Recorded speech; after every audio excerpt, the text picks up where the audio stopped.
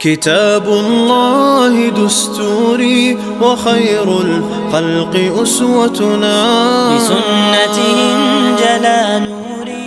السلام علیکم ورحمۃ اللہ وبرکاتہ۔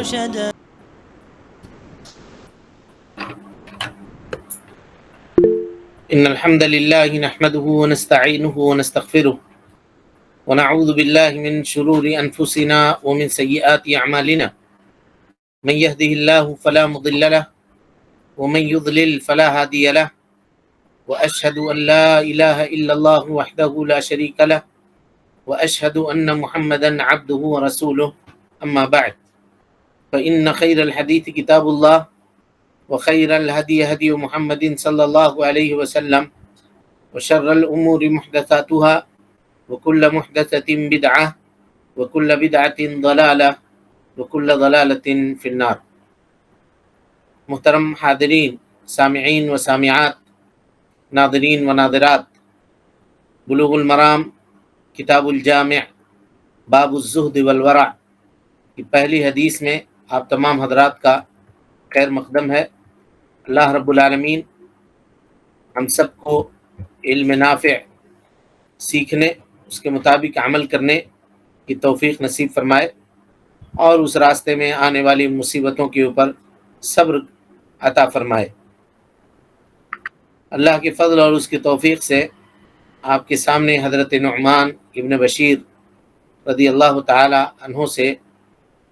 عنہما سے مروی روایت، جو وہ اللہ کے نبی صلی اللہ علیہ وسلم سے روایت کرتے ہیں، کہتے ہیں کہ میں نے اللہ کے نبی صلی اللہ علیہ وسلم کو بیان کرتے ہوئے یا یہ حدیث بتاتے ہوئے سنا، اس حال میں کہ میرے اور نبی صلی اللہ علیہ وسلم کے درمیان کوئی دوسرا آدمی نہیں تھا۔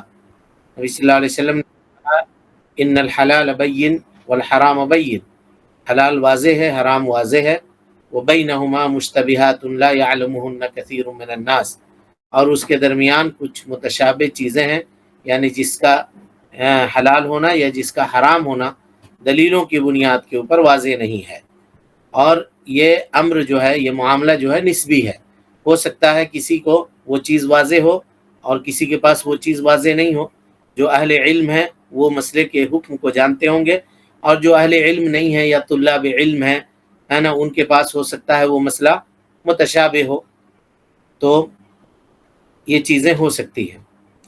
تو نبی صلی اللہ علیہ وسلم نے کہا لا یعلمہن کثیر من الناس، بہت سارے لوگ نہیں جانتے ہیں، فمن اتقى الشبہات، جو شبہات سے بچ گیا، یعنی وہ چیزیں جو متشابہ ہیں، وہ چیزیں جس میں حلال و حرام واضح نہیں ہے، اس سے جو بچ گیا، فقد استبرأ لدینہ وعرضہ، اس نے اپنے دین کی بھی حفاظت کر لی، اپنی عزت کی بھی حفاظت کر لی۔ ومن وقع فی الشبہات، اور جو آدمی شبہہ کے اندر پڑ گیا، وقع فی الحرام، تو وہ حرام میں واقع ہو گیا۔ بالکل اس چرواہے کی طرح سے یرعى حول الحما، جو حما کے یعنی وہ چراگاہ جو ممنوع ہے اس کے ارد گرد اپنی جانوروں کو چرا رہا ہے، یوشک ان یقع فیہ، ہو سکتا ہے کہ جانور اس میں واقع ہو جائے۔ الا وان لکل ملک حما، آگاہ ہو جاؤ کہ ہر بادشاہ کی ایک چراگاہ ہوتی ہے۔ الا وان حما اللہ محارمہ، اور یہ جان لو کہ اللہ رب العالمین کی جو چراگاہ ہے اس کی حرام کردہ چیزیں ہیں، تم اس کے قریب بھی مت پھٹکنا۔ الا وان فی الجسد مضغہ، آگاہ ہو جاؤ کہ جسم میں ایک ٹکڑا ہے گوشت کا، اذا صلحت، اگر وہ درست ہو گیا، صلح الجسد کلہ، تو پورا کا پورا جسم درست ہوگا، واذا فسدت، اور وہ بگڑ گیا، فاسد ہو گیا، تو فسد الجسد کلہ، پورا کا پورا جسم بگڑ جائے گا، پورا کا پورا جسم فاسد ہو جائے گا۔ الا وہی القلب، اور آگاہ ہو جاؤ کہ وہ دل ہے۔ متفق علیہ، یہ حدیث امام بخاری اور امام مسلم رحمۃ اللہ علیہ نے اس حدیث کو روایت کی ہے۔ کل کے درس میں آپ کے سامنے اس تعلق سے کچھ باتیں واضح کی گئی تھی، دوبارہ ہم سرسری طور پہ ان کا تذکرہ آپ کے سامنے کریں گے، اور پھر ہم لوگ آگے بڑھنے کی کوشش کریں گے، ہے نا۔ اللہ کے نبی صلی اللہ علیہ وسلم نے کہا الحلال بین والحرام بین وبینہما متشابہات یا وبینہما مشتبہات، یہ سب الفاظ ہیں۔ وبینہما مشبہات، یہ بھی لفظ ہے۔ یعنی احکام کی اس حدیث کے اندر 3 قسمیں بیان کی گئی ہیں جی۔ احکام کی کتنی قسم بیان کی گئی؟ اس حدیث کے اندر 3 قسمیں بیان کی گئی۔ پہلی قسم حلال بین، یعنی وہ چیز حلال ہے۔ دوسری قسم جو ہے وہ حرام بین، اس کا حرام ہونا واضح ہے۔ ایک چیز حلال، حرام، یہ 2 چیزیں بیان کر دی گئی۔ درمیان میں ایک اور چیز اللہ کے نبی صلی اللہ علیہ وسلم نے بیان فرمایا، اور وہ چیز کیا ہے؟ وہ چیز ہے، کہا وَبَيْنَهُمَا متشابہات یا وَبَيْنَهُمَا مشتبہات، کچھ چیز درمیان میں ایسی ہیں جو واضح نہیں ہے، جو واضح نہیں ہے، جس کا حکم لوگوں کے سامنے واضح نہیں ہے۔ نہ تو حلال بین میں سے ہے اور نہ حرام بین میں سے۔ حلال بین کی مثالیں آپ لوگ جان چکے ہیں، جیسے اللہ تعالیٰ کا قول وَحَلَّ اللَّهُ الْبَيْعَ وَحَرَّمَ الرِّبَا، اللہ نے خرید و فروخت کو حلال کیا ہے اور ربا کو، سود کو حرام کیا ہے۔ اسی طرح سے اللہ کے نبی جناب اللہ رب العالمین کا قول حرمت علیکم امہاتکم وبناتکم واخواتکم، حرام کر دی گئی تمہارے اوپر تمہاری مائیں، تمہاری بیٹیاں، تمہاری بہنیں، تمہاری پھوپھیاں اور تمہاری خالائیں، یہ سب کے سب انسان کے لیے نکاح میں یہ عورتیں حلال ہیں۔ اسی طریقے سے اللہ نے آگے فرمایا، کہا وَأُحِلَّ لَكُم مَّا وَرَاءَ ذَلِكُم، اس کے علاوہ جو عورتیں ہیں ان سے تم نکاح کر سکتے ہو۔ تو یہاں حرام کا بھی تذکرہ کر دیا، حلال کا بھی تذکرہ کر دیا، اور اس کے درمیان میں کچھ چیزیں ایسی ہیں جو متشابہ ہیں، متشابہ ہیں، جن میں حلال اور حرام واضح نہیں ہے۔ نہ تو حلال واضح ہے نہ حرام واضح ہے۔ حلال ہوتا تو آدمی اس سے اجتناب کرتا، حلال ہوتا تو آدمی اس کو کرتا، اور حرام ہوتا تو آدمی اس سے اجتناب کرتا۔ نہ یہاں اس کا حلال ہونا واضح ہے نہ حرام ہونا واضح ہے۔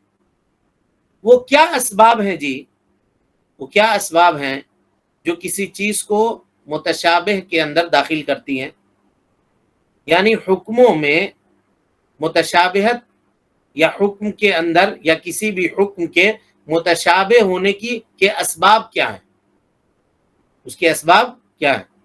تو علماء نے کہا کہ اشتباہ کے جو اسباب ہیں وہ بہت سارے ہیں، بہت سارے ہیں۔ مثال کے طور پہ کبھی کبھی کوئی دلیل عام لوگوں کے لیے متشابہ ہوتی ہے، یا وہ لوگ جن کے علم کے اندر نقص ہے، کمی ہے، ان کے لیے وہ چیز متشابہ ہو جائے گی۔ یا کبھی علماء حکم کو سمجھنے میں کیا کرتے ہیں، حکم کو سمجھنے میں اور کسی حدیث کو اس سے معانی اور مطلب اخذ کرنے میں اس چیز کو متشابہ قرار دیتے ہیں۔ کسی کے لیے وہ چیز متشابہ ہوتی ہے، کسی کے لیے وہ چیز متشابہ نہیں ہوتی ہے۔ جیسے اس کی ایک مثال ہم آپ کے سامنے رکھتے ہیں تاکہ یہ بات واضح ہو جائے۔ اللہ کے نبی صلی اللہ علیہ وسلم کی حدیث ہے، اذا دخل احدکم المسجد، تم میں کا کوئی آدمی جب مسجد میں داخل ہو، فلا یجلس، نہ بیٹھے، حتی یصلی رکعتین، یہاں تک کہ 2 رکعت نماز پڑھ لے۔ یہ نبی صلی اللہ علیہ وسلم کی حدیث ہے، ٹھیک ہے؟ سمجھ رہے ہیں سارے لوگ؟ تم میں کا کوئی بھی آدمی جب مسجد میں داخل ہو تو نہ بیٹھے یہاں تک کہ 2 رکعت نماز ادا کر لے۔ اس حدیث میں یہ پتا چلا کہ مسجد میں داخل ہونے والا آدمی اس وقت تک مسجد میں نہیں بیٹھے گا جب تک وہ 2 رکعت نماز ادا نہ کر لے، جب تک وہ 2 رکعت نماز ادا نہ کر لے، 2 رکعت نماز پڑھ نہ لے۔ اب 2 آدمی مسجد میں داخل ہوئے، ایسے وقت میں جو وقت نہیں ہے جس میں نماز نہیں پڑھ سکتے، اس میں اللہ کے نبی صلی اللہ علیہ وسلم نے نماز پڑھنے سے منع کیا ہے۔ تو ایک آدمی گیا اور جانے کے بعد وہ نماز پڑھنے لگا، اور دوسرا آدمی وہ جا کر کے بیٹھ گیا، نماز اس نے نہیں پڑھی۔ اس کے پاس بھی دلیل ہے، جس نے نماز پڑھی، اور جو آدمی نماز نہیں پڑھا جا کر کے بیٹھ گیا، اس کے پاس بھی دلیل ہے۔ یہاں کیا ہوا؟ 2 دلیلیں آپس میں ٹکرا گئیں، اور اس ٹکراؤ کی وجہ سے کیا ہو گیا؟ شبہ پیدا ہو گیا کہ ہم کس کے اوپر عمل کریں نہ کریں۔ اسباب اشتباہ بتا رہے ہیں آپ کے سامنے، اسباب اشتباہ بتا رہے ہیں کہ کیسے شبہ ہوتا ہے کسی مسئلے کے اندر۔ اب جس نے یہ کہا کہ ہم نماز اس وجہ سے پڑھ رہے ہیں کہ اللہ کے نبی صلی اللہ علیہ وسلم کا قول ہے لا یجلس حتی یصلی رکعتین، تم میں کا کوئی آدمی اس وقت تک مسجد میں نہ بیٹھے یہاں تک کہ 2 رکعت نماز پڑھ لے، اور دوسرا آدمی وہ کہے کہ ہم اس وجہ سے بیٹھے کہ نبی صلی اللہ علیہ وسلم کا قول ہے لا صلاۃ بعد العصر حتی تغرب الشمس، عصر کے نماز کے بعد کوئی نماز نہیں ہے یہاں تک کہ سورج غروب ہو جائے۔ اس کے پاس بھی دلیل ہے اور اس کے پاس بھی دلیل ہے، اور دونوں مسئلہ مستنبط کر رہے ہیں، لیکن حق تو کوئی ایک ہی ہوگا، حق ایک ہی ہوگا، حق دونوں کے ساتھ نہیں ہوگا۔ ہر مجتہد مصیب نہیں ہوتا ہے، درست نہیں ہوتا ہے، اور حق جو ہوتا ہے وہ اس کے اندر تعدد نہیں ہوتا ہے، یا تو یہ یا تو یہ، پھر کیسے فیصلہ ہوگا؟ اب یہ مسئلہ بہت طویل ہے، بہت لمبا ہے، علماء نے اس کے اوپر بہت طریقے سے بحث کی ہے، لیکن ہم بس آپ کو سمجھانا یہ چاہ رہے ہیں کہ جو لوگ یہ کہتے ہیں کہ نماز پڑھ سکتے ہیں، وہ لوگ کہتے ہیں کہ نہیں کی جو حدیث ہے، یعنی اللہ کے نبی صلی اللہ علیہ وسلم کا یہ کہنا لا صلاۃ بعد العصر حتی تغرب الشمس، یہ حدیث عام ہے، اور یہ حدیث اذا دخل احدکم المسجد فلا یجلس حتی یصلی رکعتین، یہ حدیث خاص ہے۔ تو عام حدیث اگر ایک آ جائے اور ایک حدیث خاص آ جائے تو خاص کو ترجیح دی جائے گی عام کے اوپر۔ یہ وہ لوگ کہتے ہیں جو کہتے ہیں کہ اس وقت چاہے ممنوع وقت میں ہی کیوں نہ داخل ہو وہ نماز پڑھے گا، اور جو لوگ کہتے ہیں کہ نہیں نماز نہیں پڑھے گا، وہ کیا کہتے ہیں؟ وہ اس کا جسٹ الٹا کرتے ہیں، کہتے ہیں کہ نبی صلی اللہ علیہ وسلم کا یہ کہنا اذا دخل احدکم المسجد فلا یجلس حتی یصلی رکعتین، یہ حدیث عام ہے، اور وہ حدیث جس میں نبی صلی اللہ علیہ وسلم نے عصر کے بعد نماز پڑھنے سے منع فرمایا یہ حدیث خاص ہے، لہذا عام کے اوپر عمل نہیں کیا جائے گا، خاص کے اوپر عمل کیا جائے گا۔ اب دونوں میں سے جس نے جس کو پکڑا وہ اپنے حساب سے عمل کر رہا ہے، وہ اپنے حساب سے عمل کر رہا ہے۔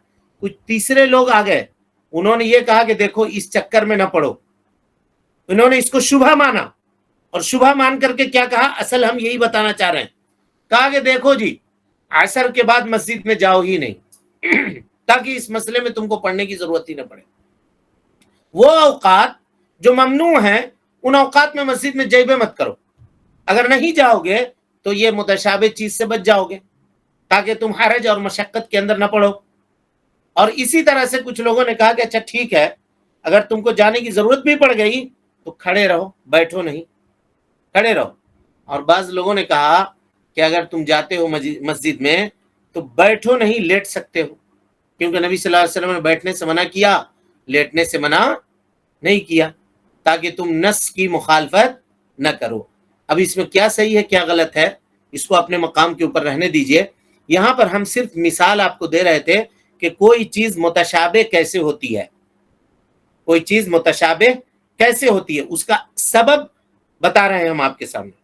اسی طریقے سے ایک اور حدیث لیجئے تاکہ معاملہ واضح ہو جائے، اسباب اشتباہ کیسے ہے، کیسے ہوتا ہے، کوئی بھی چیز متشابہ کیسے ہوتی ہے۔ اللہ کے نبی جناب محمد رسول اللہ صلی اللہ علیہ وسلم نے حجۃ الوداع میں عرفہ میں وقوف فرمایا، ٹھیک ہے، عرفہ، الحج عرفہ، آپ سب کو معلوم ہے عرفہ میں وقوف کرنا یہ رکن حج ہے، جو آدمی نہیں آ سکا عرفہ میں اس کا حج ہی نہیں ہوگا، وقوف عرفہ اس کا نہیں ہوا تو اس کا حج ہی نہیں ہوگا۔ تو اللہ کے نبی جناب محمد رسول اللہ صلی اللہ علیہ وسلم نے فرمایا عرفہ کلھا موقف، پورا کا پورا عرفہ جو ہے وہ ٹھہرنے کی جگہ ہے، جہاں تم کو جگہ ملے وہاں ٹھہر جاؤ، تمہارا رکن ادا ہو جائے گا۔ لیکن آپ نے کہا وارفعوا عن بطن عرنہ، وہ وادی جو ہے جس کو وادی عرنہ کہتے ہیں، کہا وہ اس وادی سے نکل جانا، وہاں مت جانا، وہ وادی سے نکل جانا۔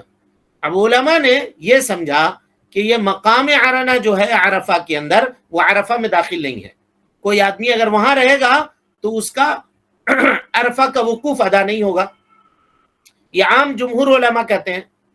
امام مالک رحمۃ اللہ علیہ کہتے ہیں کہ نہیں، وہ عرفہ میں ہے داخل، وہ وادی جو ہے وہ عرفہ میں داخل ہے، لیکن اللہ کے نبی صلی اللہ علیہ وسلم نے وہاں ٹھہرنے سے منع کیا ہے، کہ اگر عرفہ میں وہ داخل نہیں ہوتا تو اللہ کے نبی صلی اللہ علیہ وسلم اس کو استثناء نہیں کرتے، اس کو الگ نہیں کرتے۔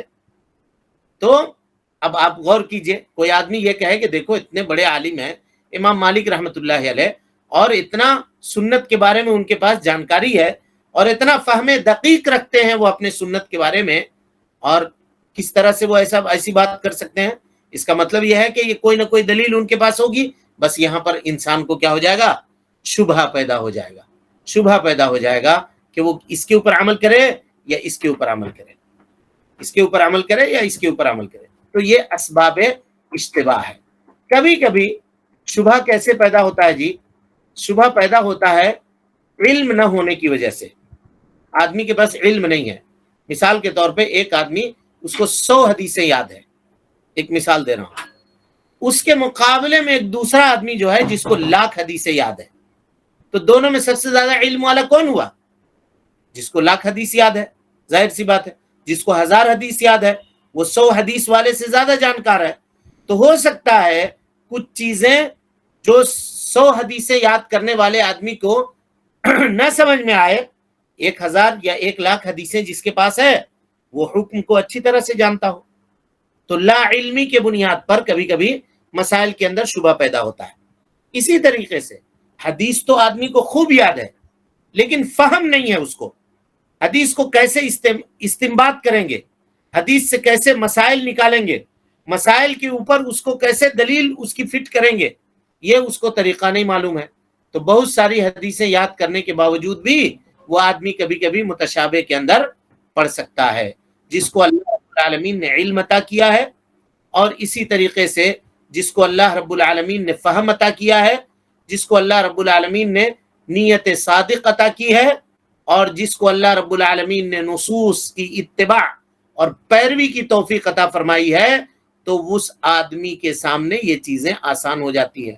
حق کو پہچاننا، حق تک پہنچنا، حق تک رسائی حاصل کرنا اور معاملے میں صحیح چیزیں جاننا اس کے لیے آسان ہو جاتا ہے، کیونکہ کتاب و سنت میں آدمی اپنے رائے سے اور اپنی جانب سے کوئی بھی بات نہیں کر سکتا، کوئی بھی بات نہیں کر سکتا جب تک دلیل اس کے پاس موجود نہ ہو۔ اس کے علاوہ بھی اسباب اشتباہ علماء نے بہت سارے بیان کیے، ہم اتنے 3 کے اوپر اکتفا کرتے ہیں۔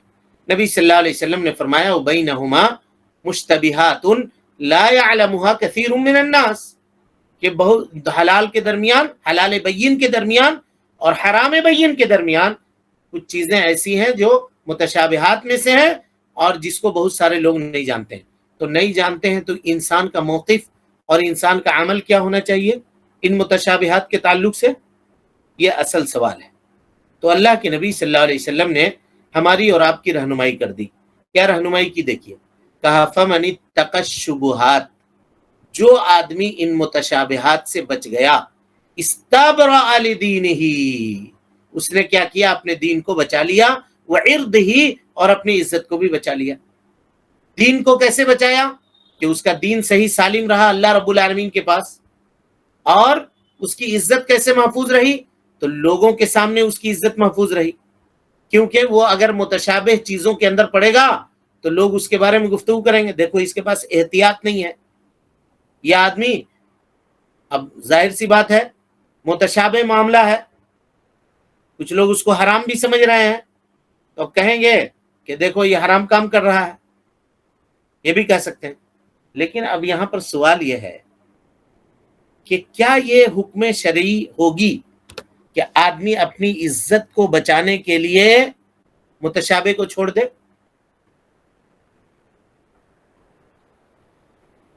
ہاں جی، سوال سمجھے یا نہیں سمجھے آپ لوگ؟ ہم کسی کام کو اس وجہ سے چھوڑ رہے ہیں کہ لوگ میرے تعلق سے بات کریں گے، عرض بچانے کا، عزت بچانے کا یہی معاملہ ہوا نا۔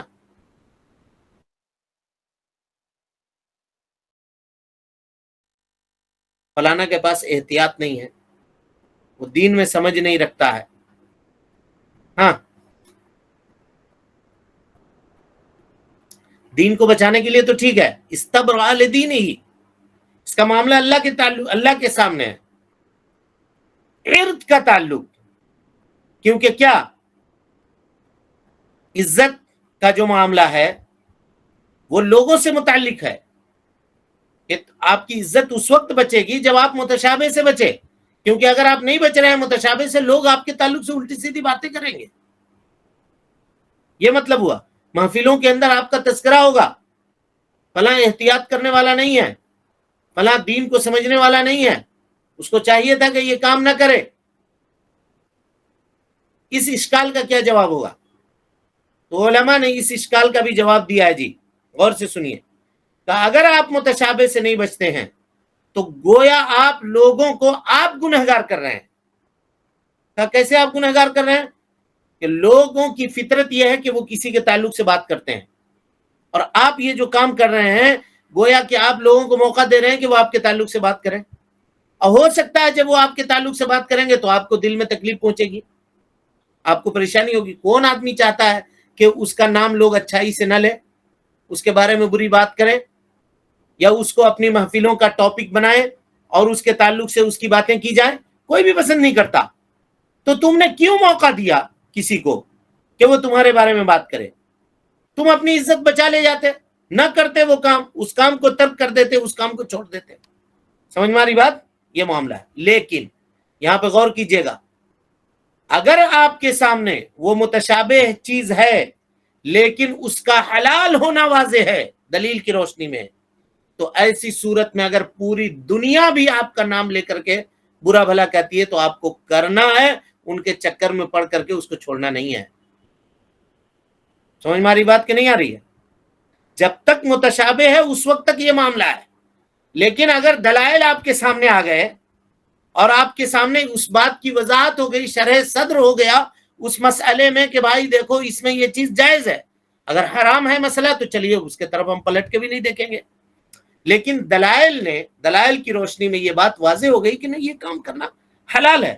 کیونکہ متشابہت دونوں چیزیں ہو سکتی ہیں، دونوں چیزیں. بھائی جیسے کل ہم نے مثال دیا تھا، نیا جب سگریٹ آیا تو علماء نے اس کے بارے میں یہ کہا تھا کہ یہ مکروہ ہے. لیکن دھیرے دھیرے طبی طور پر جب اس کے ضرر اور نقصانات کا اکتشاف ہوتا رہا اور اس کے بارے میں ریسرچ جب آتا رہا مارکیٹ میں سامنے، تو جیسے جیسے علماء اس کے اوپر متفق ہوتے چلے گئے، یہاں تک کہ اب جمہور علماء اس بات کے اوپر متفق ہیں کہ اس کا پینا حرام ہے. سمجھ میں آ رہی بات یا نہیں آ رہی ہے؟ اسی لیے کوئی چیز مارکیٹ میں اگر نہیں آتی ہے تو لوگ بسا اوقات اس سے اجتناب کرتے ہیں، اس کے بارے میں نہیں جانتے ہیں. ابھی ایک مثال لیجیے، اب اس سے کوئی یہ نہیں سمجھیے گا کہ ہم صرف مثال کے حد تک بات کر رہے ہیں. ہم کورونا کی ویکسین آئی تھی، شروع میں کتنے افواہ اس کے بارے میں پھیلائے گئے، اس افواہ کی وجہ سے بہت سارے لوگ رہ گئے. اب ہم یہ نہیں کر رہے ہیں کہ اب وہ افواہ ختم ہو گئے، ایک مثال دے رہا ہوں. بعد میں آتے لوگوں کے دل مطمئن ہو گئے اور لوگ جا کر کے لینے لگے اس کو. ایسا ہوا یا نہیں ہوا جی؟ جی شیخ. ایسے ہی ہوا، یہی واقع ہے، یہی عام طور پہ واقع ہے. تو یا تو وہ چیز، اب یہاں دیکھیے یہ حلال ہو گیا، لوگ کرنے لگے. مارکیٹ میں کوئی نیا پروڈکٹ آیا، اب اس کے تعلق سے پروپیگنڈا بھی ہوتا ہے. اب جب وہ ہوا تو آپ نے سمجھا کہ نہیں یہ ہمارے صحت کے لیے نقصان دہ، ہم اس کو استعمال نہیں کریں گے. لیکن استعمال کرتے یا اس کے بارے میں ریسرچ آتے آپ کو پتہ چل گیا کہ نہیں اس میں نقصان وغیرہ نہیں ہے، ٹھیک ہے، یہ فٹ ہے انسان کے لیے، آپ نے اس کو شروع کر دیا. تو پہلے وہ متشابہ تھا، اس کا حکم آپ کے سامنے واضح نہیں تھا، تو اب اس کو آپ کو ترک کرنا تھا، چھوڑنا تھا. فمن اتقى الشبہات، کیونکہ وہ متشابہ کی کیٹیگری میں آیا تھا تو تقوی اور ورع کا تقاضا یہ تھا کہ آپ اس کو نہ کریں. لیکن جب وہ حیز متشابہ سے نکل کر کے حیز حلال میں آ گیا تو اب آپ اس کو کر رہے ہیں. تو یہی ہم بتانا چاہ رہے ہیں کہ جب وہ چیز حلال ہو گئی دلائل کی روشنی میں آپ کے سامنے، حلال تو وہ پہلے سے رہی ہوگی لیکن دلائل تک رسائی آپ کی نہیں ہوئی ہوگی. اب جب آپ رسائی پا گئے دلیل تک اس کے پہنچ گئے اور آپ کا شرح صدر ہو گیا کہ نہیں یہ چیز جائز ہے، تو اب پوری دنیا مل کر کے اگر کہے آپ کو کہ یہ برا کام کر رہا ہے تو آپ اس کی پرواہ قطعاً مت کیجئے. آپ کے سامنے جو دلیل ہے اس کی آپ اتباع کیجئے. دلیل کی موجودگی میں کسی کی ناراضگی اور کسی کی رضامندی کا کوئی اعتبار نہیں ہوگا. سمجھ ہماری بات؟ کوئی آدمی دلیل پکڑ کے نہ کہے کہ دیکھو کہا استبرأ لدینہ وعرضہ، اس کا یہ مطلب ہے کہ ہم کو اپنی عزت کی بھی فکر کرنی چاہیے، ہم یہ کام کریں گے، ارے فلاں دیکھو متقی ہو گیا، پرہیزگار ہو گیا، فلاں ہمارے ساتھ یہ کرتا تھا آج نہیں کر رہا ہے. اگر ہم نماز پڑھیں گے، فجر کے نماز کے لیے چلے جائیں گے تو لوگ ہم کو کہے گا دیکھو اب جنت لوٹنا چاہتا ہے. اس وجہ سے لوگ ہم کو کیا کہیں گے یہ سوچ کر کے ہم فجر پڑھنے نہیں جاتے ہیں. کچھ لوگ ایسا بھی کہتے ہیں بہت متقی ہو گیا, پرہیزگار ہو گیا, تو کیا یہ عزت بچانا ہوا؟ ہاں نہیں. ہرگز نہیں. نہیں. اگر واضح ہے معاملہ تو آپ کسی کی بھی پرواہ نہیں کیجیے, کسی کی بھی پرواہ نہیں کیجیے, اور بے دھڑک اس کے اوپر عمل کیجیے جو دلیل کی روشنی میں آپ کے سامنے واضح ہو گیا. اچھا, تو نبی صلی اللہ علیہ وسلم نے متشابہات کے بارے میں ہماری کیا رہنمائی کی؟ ہماری رہنمائی یہ کی کہ تم متشابہات کو چھوڑ دو, متشابہات کو چھوڑ دو. اس لیے کہ اگر کوئی آدمی متشابہ کے اوپر عمل کرتا ہے تو لوگ اس کے بارے میں بات چیت کرتے ہیں, اور بات چیت کرنے کا موقع آپ نے ہی دیا ہے اس کو. آپ عمل کر رہے ہیں اور دوسرے لوگوں کو بھی گنہگار کر رہے ہیں, اور خود اپنے آپ کو مصیبت اور پریشانی کے اندر داخل کر رہے ہیں. تو آپ کے اوپر واجب یہ ہے کہ فاسألوا اہل الذکر ان کنتم لا تعلمون, اس کے اوپر عمل کیجیے. آپ کو نہیں معلوم ہو رہا ہے اس کا مسئلہ تو آپ کسی عالم سے دریافت کیجیے, اس عالم سے جس کے علم کے پختگی کا آپ کو یقین ہو, اس کے پاس جا کر کے دریافت کیجیے. کبھی اس عالم سے, کبھی اس عالم سے, مفید مطلب بات نکلی, یہاں نہیں نکلی تو وہاں چلے گئے, وہاں نہیں نکلی تو وہاں چلے گئے. یعنی ہم ہمارے اپنے مفید مطلب بات جب تک کسی عالم کے زبان سے ہم نہ نکلوا لیں تب تک نہیں, ایسا نہیں کرنا چاہیے. بلکہ صحیح واقع حال, صورت حال بتا کر کے آپ کتاب و سنت کی روشنی میں اس سے مسئلہ لے لیں اور اس کے مطابق آپ عمل کرنے کی کوشش کریں. یہی سلامتی کا راستہ ہے, یہی سلامتی کا راستہ ہے. اور امام احمد ابن حنبل رحمۃ اللہ علیہ کہا کرتے تھے کہ سلامتی سے بہتر دنیا کے اندر کوئی چیز نہیں ہے. سلامتی کی قیمت کسی بھی چیز سے ادا نہیں کی جا سکتی ہے. سلامتی کی قیمت کسی بھی چیز سے ادا نہیں کی جا سکتی ہے. ایک مثال آپ کے سامنے دے رہا ہوں کہ ایک آدمی ہے, کسی معاملے میں وہ گفتگو کرنا چاہتا ہے. اس کا گفتگو کرنا یہ زیادہ سلامتی والی ہے یا اس کا چپ رہنا؟ بولیے. اس کا چپ رہنا, چپ رہنا, اس لیے کہ چپ رہنے میں سلامتی ہے, چپ رہنے میں سلامتی ہے. اسی طرح سے متشابہات کے تعلق سے, لیکن اقدامات کرنے میں متشابہات کی طرف آپ پڑھ رہے ہیں تو اس میں یہ ہے کہ متشابہات کو چھوڑ دینے میں زیادہ سلامتی ہے. اب اسی کو سمجھانے کے لیے ہمارے اور آپ کے نبی جناب محمد رسول اللہ صلی اللہ علیہ وسلم نے مثال پیش کی. کیا مثال پیش کی؟ کہا وہ آدمی جو متشابہ میں پڑتا ہے اس کی مثال کیسی ہے؟ کہا وَمَنْ وَقَعَ فِي الشُّبُهَاتِ, جو شبہات کے اندر پڑ گیا, کراعن, اس چرواہے کی طرح سے ہے, یرعا حول الحما, جو ممنوع چراگاہ کے کنارے اپنی بکریوں کو یا اپنے جانوروں کو لے جا کر کے چرا رہا ہے. یوشک ان یواقعہ, ہو سکتا ہے کہ اس کے وہ جو جانور ہیں وہ اس میں واقع ہو جائیں, اس میں کھانے لگیں. ہم نے آپ کو بتلایا تھا کہ گائے ہو یا اونٹ ہو یا بکری ہو, ان لوگوں کی عادت ہوتی ہے کہ وہ سر جھکا کے چرتے ہیں. یہاں چرا, تھوڑی دیر آگے گئے, پھر وہاں چرتے ہیں, پھر وہاں چرتے ہیں, پھر وہاں چرتے ہیں. کچھ دائیں سے کھایا, کچھ بائیں سے کھایا, اور ایسے کھاتے کھاتے چلتے ہیں. ان کو کیا پتا ہے؟ اب آپ لے جا کر کے, وہ چراگاہ ممنوع ہے اور اس ممنوع چراگاہ کے سامنے لے جا کر کے جانور کو چرا رہے ہیں. اب وہ سر جھکا کے کھاتے کھاتے کھاتے ہو سکتا ہے منہ در منہ مار لے, ادھر چلے جائے. یہاں دونوں صورت ہو سکتی ہے, یا تو آپ اس کو روکنا چاہیں, نہیں روک سک رہے ہیں, جانور زبردستی آپ سے سبقت لے جا رہا ہے, ایک. اور دوسری بات ہے آپ کہہ رہے ہیں دور کوئی دیکھ نہیں نہ رہا ہے, چلا گیا تو جانے دو, کیا حرج ہے, کھا لے گا, گھاس وہاں زیادہ ہے. ٹھیک ہے. تو یہاں پر علماء ایک اور بحث کرتے ہیں. وہ بحث کیا ہے؟ کیا چراگاہ ایسا بادشاہ کوئی متعین کر سکتا ہے کہ نہیں کر سکتا ہے؟ جی. ایک تو ہے کہ حق ہے, متعین کر سکتا ہے, کیونکہ صدقات اور زکوٰۃ کے اونٹ آتے ہیں. اس کو کہاں رکھے گا, وہ کہاں چروائے گا اس کو؟ تو رکھے. لیکن علماء یہ کہتے ہیں کہ شہر سے دور, شہر سے دور, کیونکہ آپ نے جو عام چراگاہ ہے لوگوں کی, آپ نے وہاں پر بنا لیا, اپنا سراؤنڈنگ کر دیا. اب یہ جو گاؤں کے غریب مسکین لوگ ہیں, یہ کہاں جائیں گے اپنے جانوروں کو چرانے کے لیے؟ ان کو دور جانا پڑے گا, ان کو دقت اور مشقت ہوگی. تو کہا یہ مناسب نہیں ہے, ایسا کرنا مناسب نہیں. ہاں, تمہارے پاس وسائل ہیں, تمہارے پاس لوگ ہیں, تمہارے پاس خدام کی کمی نہیں ہے، خادم ہے، تمہارے پاس مال ہے، پوری کنٹری تمہارے انڈر میں چلتی ہے، تم 10 کلومیٹر دور بنا لو بھائی، تمہارے پاس وسائل ہیں، وہاں اپنے جانوروں کو بھیج دیا کرو، جو ضرورت ہو وہاں سے منگوا لیا کرو، تم کر سکتے ہو۔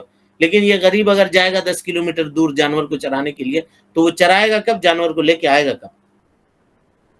ٹھیک ہے، تو یہاں پہ ایک اور فرعی بحث ہے، انشاءاللہ اس کا ذکر ہم کل کے درس میں کریں گے، جو عام طور پہ لوگ اس سے دھوکہ کھاتے ہیں، عام طور پہ لوگ اس سے دھوکہ کھاتے ہیں۔ دیکھیے حدیث جس معانی میں بیان کی گئی ہے، یہ استدلال کا طریقہ ہے، وہی معنی اس سے اخذ کیا جائے گا، وہی معنی اس سے اخذ کیا جائے گا۔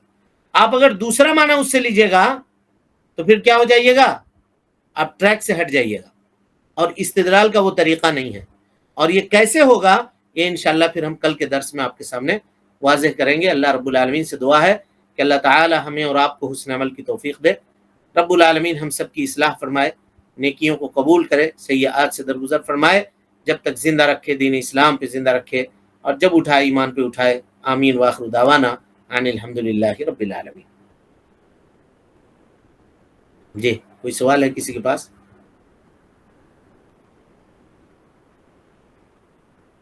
ٹھیک ہے پھر، السلام علیکم ورحمۃ اللہ وبرکاتہ۔ دستوري وخير الخلق أسوتنا بسنتهم جلا نوري لهدي الحق أرشدنا